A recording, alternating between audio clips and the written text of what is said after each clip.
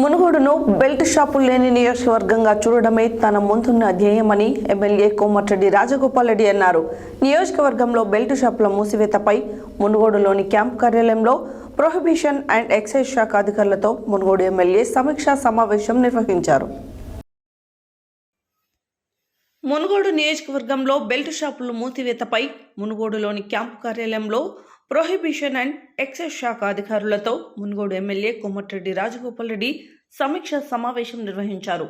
నియోజకవర్గ వ్యాప్తంగా బెల్ట్ షాపులను మూసివేసే బాధ్యత దగ్గరుండి చూసుకోవాలని అధికారులను ఎమ్మెల్యే సూచించారు. వినని పక్షంలో కేసులు నమోదు చేయడానికి కూడా వెనకాడొద్దని పేర్కొన్నారు.